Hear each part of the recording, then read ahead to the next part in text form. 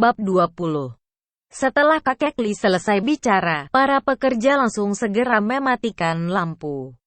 Menarik gorden dan seluruh ruangan aula ini dimasuki kegelapan. Kemudian, di atas panggung pembawa acara, tiba-tiba terpancar sebuah sinar yang menyinari panggung tersebut. Jika bukan karena ruangan aula ini terlalu besar, percaya atau tidak, cahaya ini pasti bisa menyinari seluruh ruangan tersebut. Wah, cantik sekali, karya yang hebat. Sekali lihat saja, harga dari mutiara Yeming ini sangat tinggi. Pasti sekitar 10 ribuan RMB. Kemudian, awalnya Bai Yifei ingin menginvestigasi hal ini, tapi setelah melihatnya, sepertinya sekarang ini dia tidak perlu menginvestigasinya lagi. Jelas-jelas benda itu adalah hadiah ulang tahun yang diberikan ayah kandungnya sendiri. Tapi sekarang malah dikeluarkan oleh orang ini dan memamerkannya. Benar-benar tidak tahu malu. Di saat ini, Li Sui, yang tidak tahu sejak kapan berdiri di sebelahnya tiba-tiba bertanya, "Bai Yifei, apakah kamu dari awal sudah tahu kenapa pesta hari ini tidak mengundang kita?" Bai Yifei terdiam sejenak, mengangguk berkata, Li Sui menghela nafas, sebenarnya kita tidak perlu datang pun juga harus menahan emosi. Tapi Bai Yifei malah menggeleng kepala mengatakan, "Tidak, Sui, aku sudah bilang, hari ini adalah hari ulang tahunmu. Aku ingin mengadakan sebuah pesta ulang tahun yang bagus kepadamu." Li Sui merasa curiga.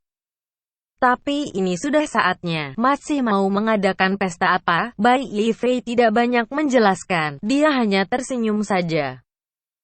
Di saat ini, kakek Li tersenyum-senyum mengatakan, "Mutiara Yeming yang berkilauan ini, pasti hadirin semuanya juga jarang pernah melihatnya, kan? Pasti, kan?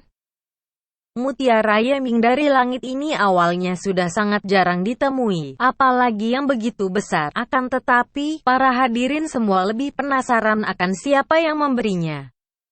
Benda ini tidaklah murah." Sepertinya kakek Li melihat ekspresi wajah curiga mereka semua, kemudian berkata, "Ini adalah pemberian Tuan Muda Liu Zhaofeng, presidir dari grup Liu kepadaku saat pesta ulang tahunku." Grup Liu. Ternyata begitu. Benar-benar sebuah karya yang hebat. Meskipun grup Liu tidak bias membandingi grup Houju, tapi ia juga merupakan perusahaan besar, memiliki kedudukan yang pasti di kota Tianbei. Cukup masuk akal mengatakan bahwa benda tersebut merupakan pemberian dari grup Liu. Hanya saja yang membuat orang-orang tidak menyangka adalah grup Liu hampir tidak pernah bekerja sama dengan grup Li. Tapi kenapa mereka langsung menghadiahkan karya yang begitu hebat? Liu Zhaofeng yang berada di bawah panggung tertegun sejenak. Saat itu dia hanya meminjamkan sesuatu untuk menyambut tamunya, kemudian pergi bertanya, dan itu sama sekali bukan pemberian kakeknya. Jika hal ini terdengar sampai ke telinga kakeknya, dia pasti akan dihajar. Di saat itu juga, semakin banyak orang yang mengelilingi Liu Zhaofeng. Dia merasa sombong akan pujian yang diucapkan orang-orang dan langsung pergi begitu saja. Ternyata aksi Tuan Muda Liu benar-benar hebat, benar. Tuan Muda Liu benar-benar dermawan. Liu Zhaofeng tersenyum-senyum mengatakan, tidak. Hanya satu mutiara Yeming saja. Itu hanya benda yang murah bagi grup Liu saja. Pada saat ini, Li Fan meletakkan gelas winnya dan berjalan kemari, memujinya. Tuan Muda Liu sangat bertalenta dan sangat dermawan. Anda juga merupakan pewaris grup Liu. Lebih baik dari orang hebat. Liu Zhaofeng menoleh pandangannya. Terlihat Bai Yifei yang berada di sana. Dengan nada yang puas mengatakan, "Hanya pewaris saja. Tapi memang lebih baik daripada orang kampungan." Li Fan tertawa, berkata kepada Bai Yifei, "Bai Yifei, orang sepertimu, sepertinya tidak pernah hadir di pesta elegan, ya? Lihat yang kamu pakai itu, sangat tidak cocok dengan pakaian orang-orang di pesta. Kalau kamu masih sadar akan dirimu, lebih baik pergi secepatnya." Sui, sebagai kakak iparmu, aku benar-benar merasa kasihan. Kamu lihat Tuan Muda Liu, lihat lagi Bai Yifei. Meskipun orang seperti dia pergi kerja susah payah seumur hidup, sepertinya juga tidak bisa membeli baju Tuan Muda Liu ini. Bagaimana orang yang lebih tidak berguna seperti sampah ini bisa pantas bersamamu? Suara Li Fan tidak kecil. Orang-orang di sekitar juga terdengar dan melihat kemari. Kebetulan di saat ini, cahaya lampu menyinari ruangan aula lagi, membuat semua orang melihat dengan jelas pakaian Bai Yifei. Baju yang dipakai orang ini benar-benar jelek, benar.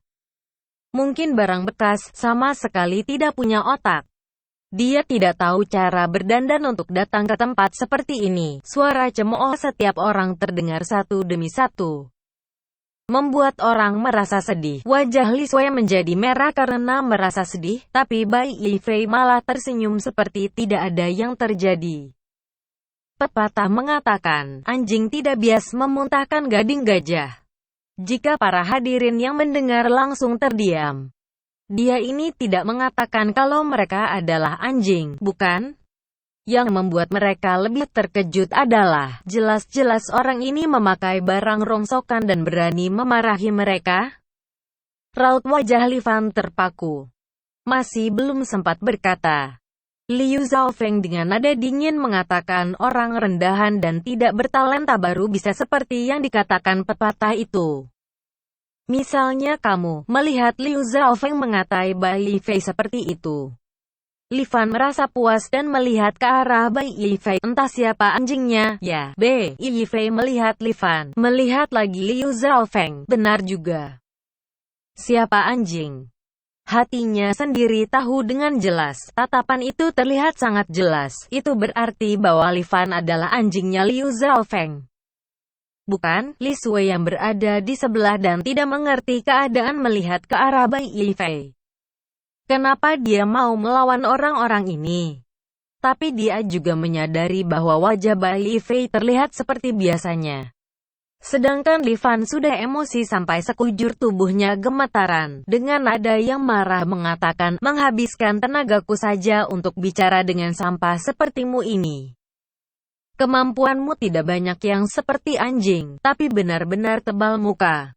Aku akan menyuruh orang menghajarmu sampai cacat dan melemparmu keluar. Lihat saja apa kamu masih berani berkata seperti itu. Selesai bicara, begitu Li Fan ingin menyuruh para pengawal untuk datang dan menyeret Bai Yifei keluar di hadapan orang banyak. Kakek Li yang berada di atas panggung bersuara, membuatnya berhenti. Tentu saja. Pesta kali ini, masih ada satu hal yang perlu diumumkan. Kerjasama dalam proyek Lan Bogang antara industri buah grup Li kami dengan grup Houju, juga harus menyambut presidir dari grup Houju untuk naik ke atas panggung. Para hadirin yang mendengarnya tidak dapat menahan nafas mereka. Presidir dari grup Houju. Dengar-dengar. Beberapa saat dulu, presidir dari grup Houju telah diganti oleh seorang pria muda, tapi tidak ada yang tahu siapa orang itu dan juga tidak ada informasi sedikit pun. Ini membuat semua orang penasaran. Sebenarnya siapa presidir baru dari grup Houju ini? Semua orang menoleh ke sana sini, tidak terlihat presidir itu. Selanjutnya, mari kita persilakan presidir termuda di kota Tianbei dari grup Houju untuk naik ke atas panggung. Begitu kakek Li selesai berkata, dia memimpin tepukan tangan yang disertai dengan wajah senangnya itu. Dan di saat ini juga, mata tuanya melirik, sangat tidak sabar untuk melihat siapa presidir dari grup Houju ini. Orang-orang yang ada di tempat itu, juga mulai berbondong-bondong mengeluarkan suara. Seolah-olah seperti dengan menggunakan cara ini untuk mengagumi bos misteriusnya ini. Bai Yifei dengan mudah menyusun baju kerahnya, menyipitkan matanya, dengan dingin menatap ke Li Fan dan Liu Zhaofeng dan